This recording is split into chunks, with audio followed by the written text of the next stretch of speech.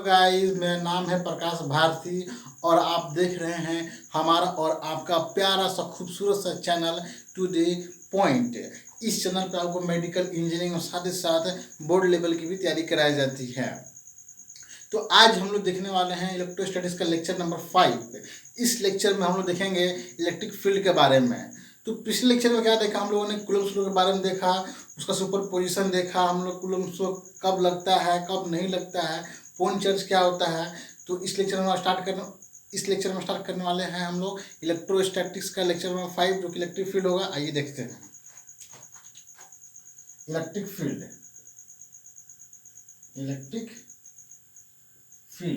The space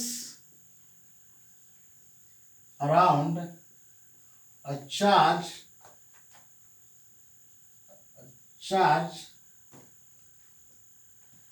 its influence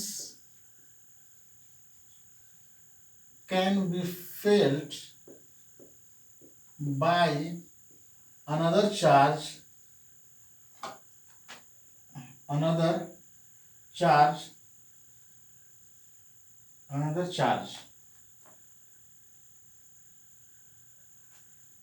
The ratio of Coulomb's force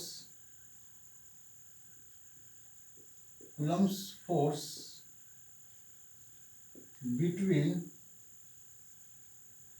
the source charge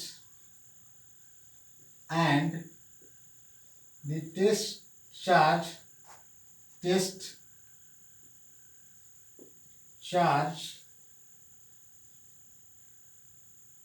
divided by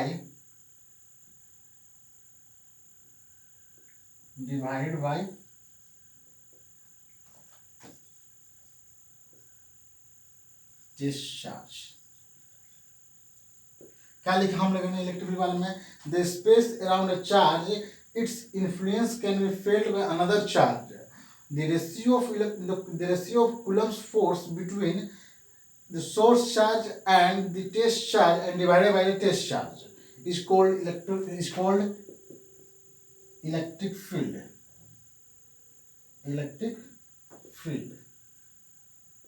मान लीजिए कोई point charge है Q, ये मान लीजिए पॉइंट चार्ज है Q और इसका एक अपना रीजन है जिसका कि इसका प्रभाव एक रीजन तक हो सकता है, उस रीजन के बाहर इसका प्रभाव मान लीजिए नहीं है।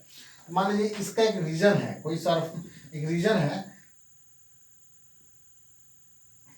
है, इस रीजन के बाहर इसका कोई प्रभाव नहीं है। मान लीजिए कि टेस्ट चार्ज Q नॉट है, इसको हम बोल रहे हैं सोर्स चार्ज और इसको बोल रहे हैं टेस्ट चार्ज। ठीक है, क्यों बोल रहे हैं बताएंगे आगे। मान लीजिए कि जब टेस्ट चार्ज यहाँ है तो इसका प्रभाव इस पे नहीं पड़ रहा है, लेकिन जैसे ये टेस्ट चार्ज इसके अंदर आता है तो इसका प्रभाव इसे पड़ेगा, या तो अपना तरफ खींचेगा या खुद से रिपेल करेगा। ठीक है, तो कूलम्ब्स को क्या बोलता है, तो electric field is defined as Coulomb's force and divided by the test charge। ये फोर्स किसके बीच का है? ये सोर्स चार्ज और टेस्ट चार्ज जो है उसके बीच का फोर्स है। मान लीजिए कि इसको हम ऐसे लिखते हैं ऐसे, तो फोर्स इक्वल टू कितना हो गया Q नॉट इंटू E। अब ये फोर्स जो है ना, ये फोर्स जो है इस चार्ज शब्द नहीं आया है, इसके चलते आया है, क्योंकि इलेक्ट्रिक फील्ड जो होगा इसके चलते आएगा। इलेक्ट्रिक फील्ड क्या एक इमेजिनरी कर्व होता है जो कि कंटिन्यूअस होता है। इलेक्ट्रिक फील्ड क्या होता है? इमेजिनरी कर्व होता है, कंटिन्यूअस होता है। और जो कूलम्ब्स फोर्स जो होता है ना between test charge and source charge, और उससे डिवाइड करते हैं हम लोग टेस्ट चार्ज से, तो हमको मिलता है इलेक्ट्रिक फील्ड बोलते हैं हम लोग। ठीक है, तो इसके सब तरफ इलेक्ट्रिक फील्ड होगा, इसके सब तरफ इलेक्ट्रिक फील्ड होगा, इसके सब तरफ इलेक्ट्रिक फील्ड इस रीजन में, लेकिन इसके बाहर मान लीजिए नहीं है। जब बाहर नहीं है तो इस पर कोई प्रभाव नहीं पड़ेगा, इसका इफेक्ट इस पर नहीं पड़ेगा, लेकिन जैसे ही इसके अंदर आएगा, इस रीजन के अंदर आएगा, इसका प्रभाव इस पर पड़ जाएगा। उसको बोलते हैं हम लोग इलेक्ट्रिक फील्ड। कैसे लिखते हैं? Electric field defined as the Coulomb's force between the source charge ये जो कूलम्स फोर्स होता है, force between test charge and source charge. Source charge क्यों बोले, टेस्ट चार्ज क्यों बोले? तो सोर्स चार्ज ही मान, इसको बोलते हैं सोर्स चार्ज, ये सोर्स चार्ज और ये है टेस्ट चार्ज। टेस्ट चार्ज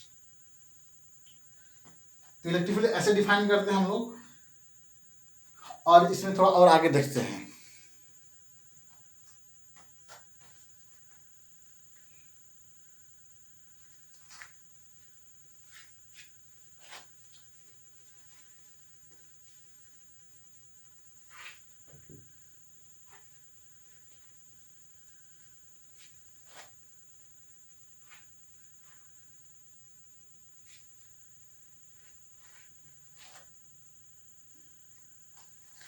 तो हम लोग ने क्या देखा, इलेक्ट्रिक फील्ड का डिफिनेशन क्या देखा कि मान लीजिए कोई इलेक्ट्रिक फील्ड जो है इसको डिफाइन करते हैं Coulomb's force divided by test charge. मान लीजिए सोर्स चार्ज है Q और टेस्ट चार्ज है Q नॉट, और इसके बीच का दूरी मान लीजिए R है। इसके बीच में जो फोर्स लगेगा कूलम्स फोर्स कितना होगा, वो मेरा फोर्स जो होगा 1/4 pi epsilon naught Q naught by R square. Electric field को कैसे डिफाइन किया गया है, इलेक्ट्रिक फील्ड डिफाइन किया गया है Coulomb's force between the source charge and the test charge and divided by the test charge. ठीक है, तो इलेक्ट्रिक फील्ड जो होगा, ये फोर्स कितना है, इतना मतलब कि 1/4 pi epsilon naught Q naught by R square and divided by the test charge Q naught. तो इलेक्ट्रिक फील्ड कितना आया, 1/4 pi epsilon naught into Q by R square. इसमें एक चीज देखिए कि इसमें ये इलेक्ट्रिक फील्ड जो है independent upon the test charge है, टेस्ट चार्ज पे डिपेंड नहीं करता है। अगर टेस्ट चार्ज नहीं भी होता तभी इलेक्ट्रिक फील्ड होता, तभी इलेक्ट्रिक फील्ड होगा, which is independent upon, which is independent upon the test charge. Test charge से इंडिपेंडेंट है। तो मान लीजिए कि हम लोग क्या देखें कि मान लीजिए कि पॉइंट चार्ज है Q, पॉइंट चार्ज है Q, और हम यहाँ पर निकालना इलेक्ट्रिक फील्ड निकालना है। तो सिंपल क्या लिखेंगे, इलेक्ट्रिक फील्ड लिखेंगे R पे कैसे लिखेंगे इलेक्ट्रिक फील्ड, इलेक्ट्रिक फील्ड लिखेंगे 1/4 pi epsilon naught Q by R square. ठीक है, यहाँ तक क्लियर। मान लीजिए कि यहाँ पर टेस्ट चार्ज, मान लीजिए चार्ज है Q, इस चार्ज Q को चलते दिखाना हमको इलेक्ट्रिक फील्ड। अभी हम लोग क्या देखें कि इलेक्ट्रिक फील्ड जो होता है वो डिपेंड करता है किस पे, ये डिपेंड करता है सिर्फ सोर्स चार्ज पे, टेस्ट चार्ज पे डिपेंड नहीं करता है। तो इलेक्ट्रिक फील्ड मान लीजिए लिखना है, चार्ज Q है और R दूरी पर रखा हुआ है, तो यहाँ पे इस पॉइंट पे इलेक्ट्रिक फील्ड कितना होगा, R दूरी पे। इस चार्ज Q से R दूरी इलेक्ट्रिक फील्ड का तरीका है E = 1/4 pi epsilon naught Q by R square. ये रहा इलेक्ट्रिक फील्ड के बारे में। अब भाई थोड़ा सा देखते हैं और आगे।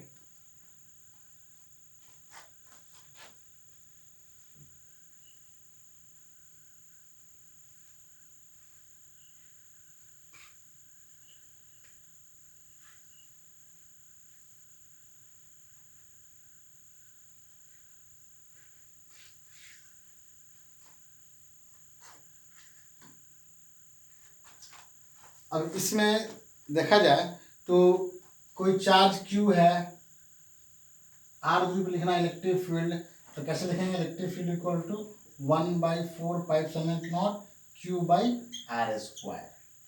यह इलेक्ट्रिक फील्ड, और इलेक्ट्रिक फील्ड का अपना डायरेक्शन भी होगा, क्योंकि हम लोग क्या लिखे, इलेक्ट्रिक फील्ड को लिखे थे हम लोग, electric field equal to force by test charge. तो ये मेरा, तो ये फोर्स का डायरेक्शन है, तो इसका डायरेक्शन होगा। तो मान लीजिए कि ये चार्ज Q है, चार्ज Q पॉजिटिव चार्ज है, तो इलेक्ट्रिक फील्ड जो होगा ना इससे दूर जाएगा, बाहर क्यों निकलेगा, इलेक्ट्रिक कैसे निकलेगा, बाहर की ओर, ऐसे ऐसे ऐसे सब तरफ।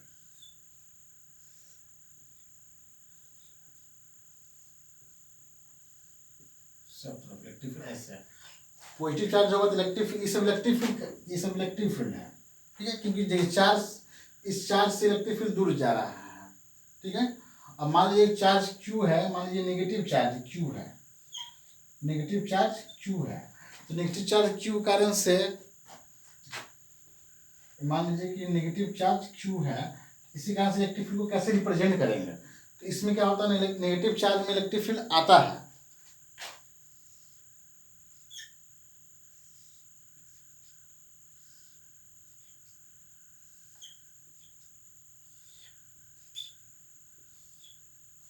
ऐसे इलेक्ट्रिक फील्ड इसमें आएगा।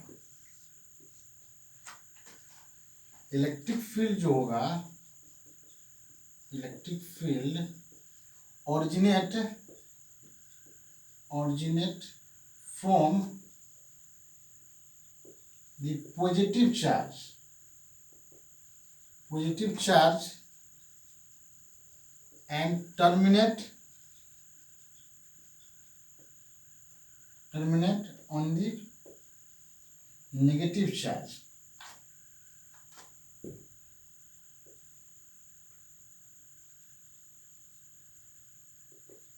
नेगेटिव चार्ज, ठीक है।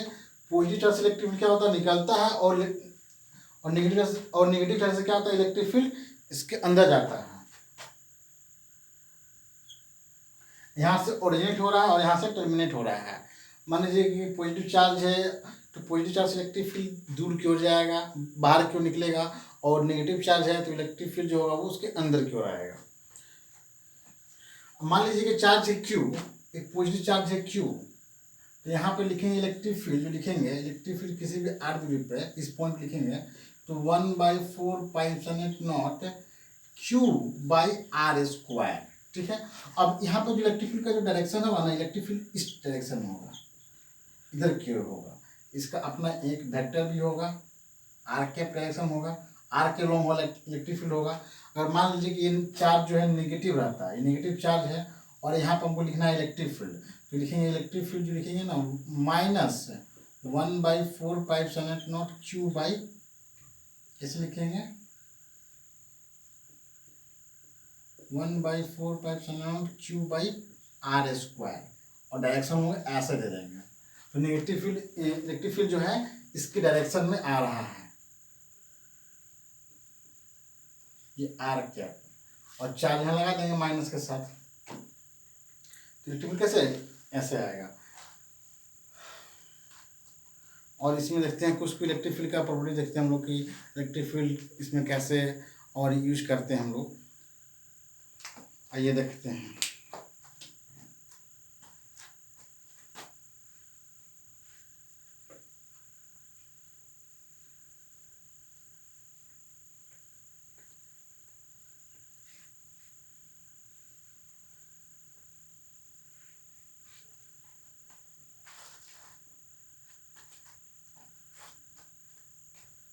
अब क्या है ना कि मान लीजिए कि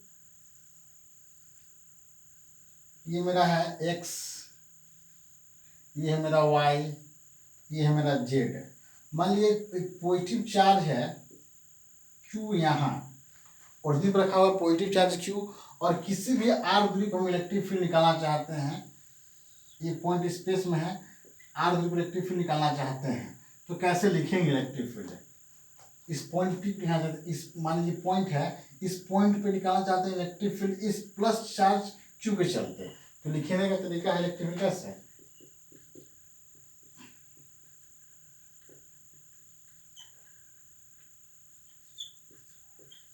Q/r² यूनिट वेक्टर, ये r के डायरेक्शन में ही इलेक्ट्रिक फील्ड ऐसे होगा। मान लीजिए यहाँ पर निकाला तो इलेक्ट्रिक कैसे होता है, ऐसे, इलेक्ट्रिक फील्ड ऐसे होता है, यहाँ निकलना हो तो कैसे होता है, यहाँ पर ऐसे होता है, ठीक है। अब बेसिकली इलेक्ट्रिक फील्ड भी सुपरपोजिशन प्रिंसिपल को फॉलो करता है।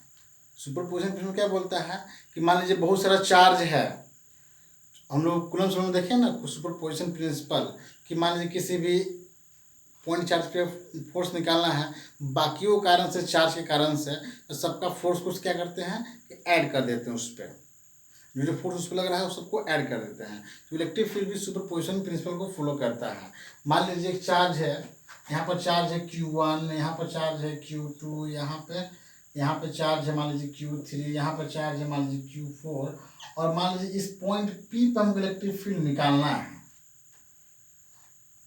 यहाँ से दूरी मान लीजिए R1 है, यहाँ से दूरी मान लीजिए R1 है, यहाँ से दूरी मान लीजिए R2 है, यहाँ से दूरी मान लीजिए R3 है, और यहाँ से दूरी मान लीजिए R4 है, और भी हो सकता है। तो मान लीजिए इस पॉइंट पर हमें इलेक्ट्रिक फील्ड निकालना है, तो क्या करेंगे, जो जो चार्ज के कारण से इलेक्ट्रिक फील्ड यहाँ होगा उस सबका समेशन कर देंगे। That is called superposition principle. यहाँ भी सुपरपोजिशन प्रिंसिपल का यूज होता है। तो क्या लिखेंगे, नेट इलेक्ट्रिक फील्ड जो लिखेंगे इस पॉइंट P पर ना, net electric field at P जो लिखेंगे ना, क्या लिखेंगे हम लोग, electric field 1, electric field 2 plus electric field 3 plus electric field 4 dot dot dot आगे। मान लीजिए और चार्ज रहता है सब कारण से और भी लिखते हैं। तो ये इलेक्ट्रिक फील्ड है 1, इलेक्ट्रिक फील्ड E1 लिखे हैं, इस चार्ज Q1 के चलते हैं। यहाँ पे इलेक्ट्रिक फील्ड E1 कैसे लिखेंगे, E1 equal to 1/4 pi naught Q1 by R1 square, E2 लिखेंगे 1/4 pi not Q2 by R2 square. इसी तरह से E3 लिखेंगे कितना, E3 equal to 1/4 pi naught Q3 by R square. इसी E4 लिखेंगे 1/4 pi not Q4 by R4 का square. तो इस पे जो इलेक्ट्रिक फील्ड होगा, net electric field point P पे जो होगा उस सबका इलेक्ट्रिक फील्ड का समेशन होगा। ठीक है, तो ये भी सुपरपोजिशन प्रिंसिपल को फ्लो करता है। आइए इसको हम वेक्टर में देखते हैं, कैसे इसको हम लोग वेक्टर में कैसे यूज करते हैं।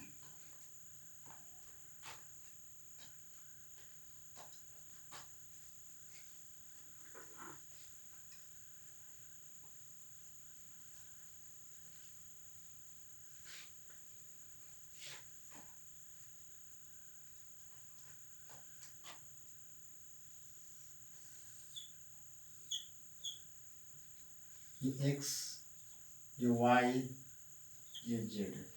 मान लीजिए एक चार्ज है Q1 और एक चार्ज है Q2, और इस पॉइंट पे हमको इलेक्ट्रिक फील्ड निकालना है, पॉइंट P पे इलेक्ट्रिक फील्ड निकालना है हमको। ये जो पॉइंट P है, इस पॉइंट पे इलेक्ट्रिक फील्ड निकालना है Q1 और Q2 के कारण से। तो कैसे लिखते हैं ये देखिए, इसको ज्वाइन कर दीजिए, इसको हम बोले R1 वेक्टर, इसको हम बोले R2 वेक्टर, और इसको यहाँ से ज्वाइन कर दिए, इसको हम बोले हम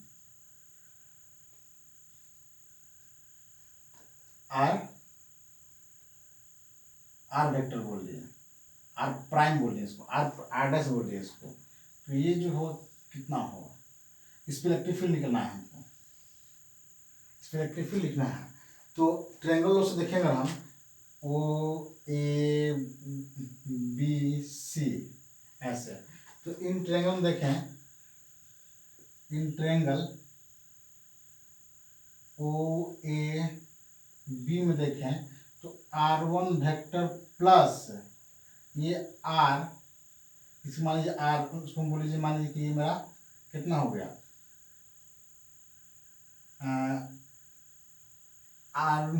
R1 डैश बोल दिए इसको, मान लीजिए R1 डैश बोल दिए। तो R1 डैश जो होगा इक्वल टू R डैश के बराबर होगा। जैसे मेरा R1 डैश जो होगा मेरा R dash minus R1 vector होगा। इस तरह से ट्रायंगल देखेंगे, ट्रायंगल OBC में इसको हम बोल दिए कि ऐसे। तो इलेक्ट्रिक फील्ड इसको मैंने जो वेक्टर होगा इसको बोल दिए कि R डबल डैश बोल दिए, R डबल डैश। तो क्या लिखेंगे हम लोग, R2 plus R double dash vector equal to R dash, यही बोलेंगे। तो यहाँ से R डबल डैश कैसे निकालेंगे, R double dash equal to R dash minus R2 vector. तो अब देखिए इस पे जो इलेक्ट्रिक फील्ड होगा वो ऐसे आएगा, ऐसे। इसको मान लीजिए बोल दिए 1 बोल दिए, और इसके इलेक्ट्रिक फील्ड कैसे होगा, ऐसे E2। तो E1 कैसे लिखेंगे, E1 लिख रहे हैं, E1 लिख रहे हैं electric field due to charge Q1। इसको बोल रहे हैं electric field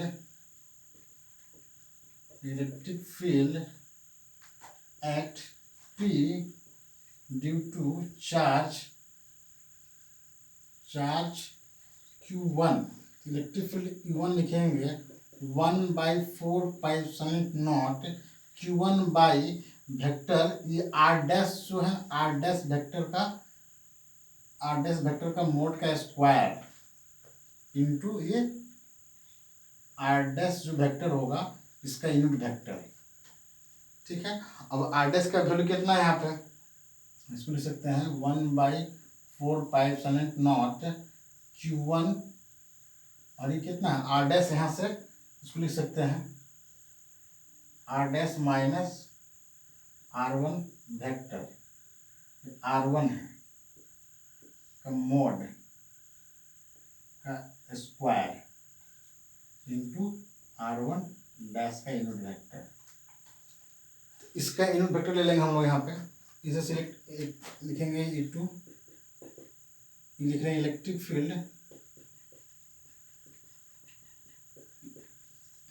field at P due to charge Q2। क्या लिखेंगे,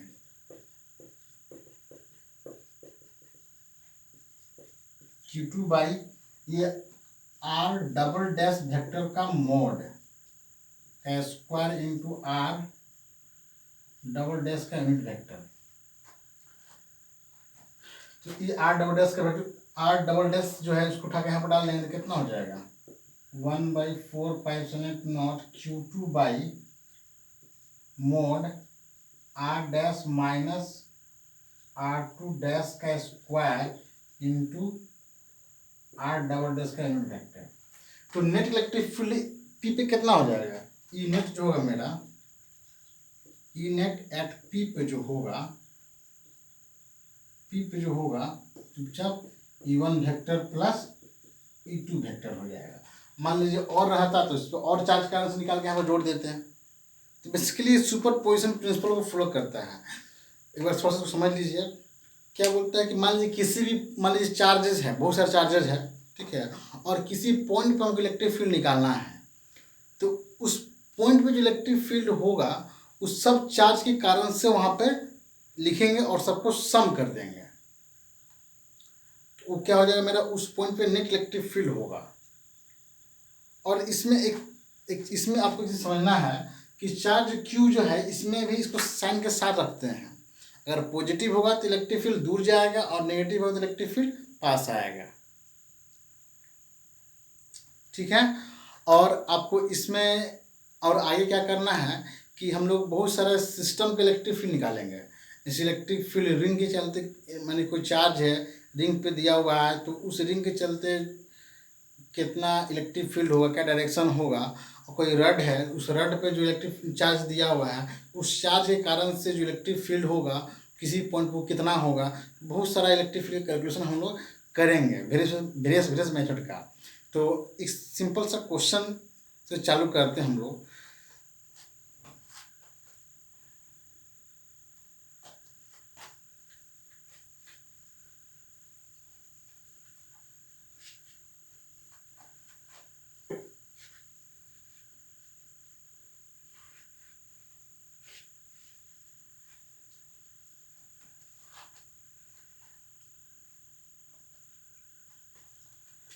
जिससे कि मान लीजिए कि F बराबर, तो E बराबर 1/4π0 Q by R square into unit vector. मान लीजिए चार्ज Q है और यहाँ पे R दूरी पे इलेक्ट्रिक फील्ड लिखना है, तो ये फॉर्मूला होता है। तो इसको हम लोग अप्लाई करना है कि ये चार्ज जो होगा, अगर पॉजिटिव चार्ज होगा तो इलेक्ट्रिक फील्ड दूर जाएगा और नेगेटिव होगा तो इलेक्ट्रिक फील्ड पास आएगा। सिंपल सिंपल सा क्वेश्चन करते हैं। मान लीजिए मेरा ये मेरा x हो गया, ये मेरा y हो गया, ये मेरा z हो गया, चार्ज q है।